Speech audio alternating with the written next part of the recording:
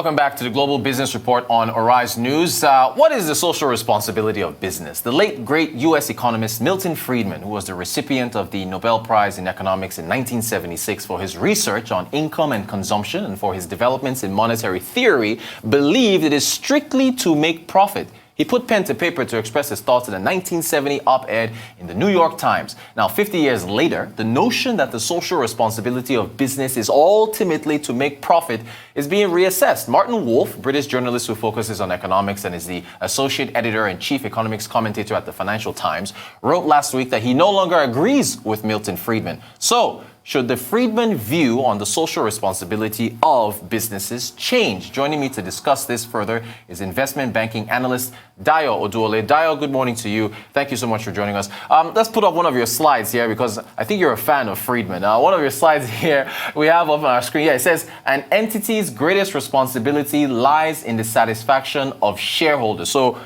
do you hold fast to that notion, Dayo? Okay, thanks, Rotis. So Friedman's doctrine primarily is the paradigm of the primacy of profits. So in lay terms, what that says is that business managers and those that are controlling businesses should focus primarily on profits over the life of an institution, basically. But the problem with that is over the last 50 to 60 years, using the words of Mark Carney, who's the outgoing Bank of England governor, what we've seen the credit crisis, we've seen the climate challenge, and at the moment we're all going through the impact of COVID. So it hasn't delivered the best outcomes for the world from different people's perspective. So as a result of that, people have said, or a lot of people, including Mark Carney, that Friedman's view is the extreme view of what a company should stand for. And it seems as though that there is a bit of a ground shift, effectively. I'll give you an example of what I mean.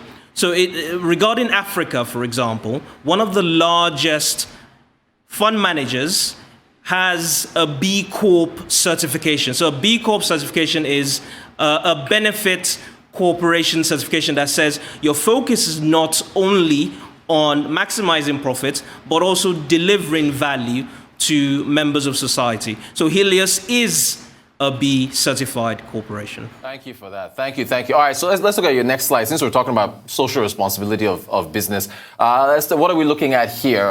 Is this the shift you're talking about, responsible investing? And I think ESG is environmental and social. Take us through this. Okay, so like I said, there's been a bit of a movement of what we'll call conventional wisdom in terms of thinking about companies and how companies should behave. So historically, you've had responsible investing. Responsible investing is not a new thing. Fund managers, for example, that are keen on responsible investing, they exclude certain types of businesses from their portfolios. So we're talking about businesses that are into alcohol, businesses that are into tobacco, and today, businesses that are into cannabis as well. In addition to that, they also take out companies that are into pornography and arms and ammunition. So that's responsible investing. It's been around for 60, 70 years already.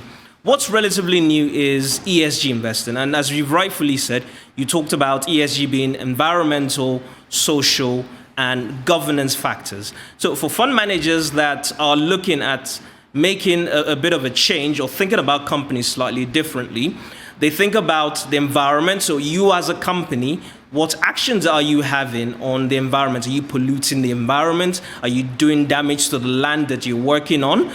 In terms of social structures, are you socially responsible in terms of dealing with your employees, labor laws? Are you employing slave labor? Also, in terms of governance, is your board actively representative of the general population? Do you have a sufficient number of women on the board?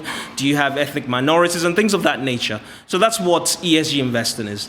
The more recent, and it's about 10 years old effectively around the world, is impact investing. So impact investing goes beyond just excluding companies and trying to make minor changes. It's actually investing to make a change. What does that mean? So in the world today, we have all sorts of problems. So look at poverty. Fund managers have been tasked with trying to make change in the industry by investing in microfinance institutions, for example. So we have microfinance funds, we have social bond funds, we have funds that are directed at healthcare. So there's a lot of money that is being put behind ESG investing, put behind impact investing to change or move the world away from what we've seen over the last 50, 60 years. So that's it. And regarding impact investing, it's grown very rapidly. If you look at the chart that you brought up earlier, you would notice that as of 2014, 48 billion was what was invested in companies and instruments of the like. That has moved to about 502 billion. As at 2020, the estimate is about 750 billion has been invested in impact investing just to make a change in the world effectively. Fantastic. All right, briefly here, Dayo, thank you very much. Very illustrative. So indeed, Milton Friedman's view, there should be some kind of shift. You agree or yes or no? Yes, so Milton Friedman's view is what is now the extreme view of what companies should do.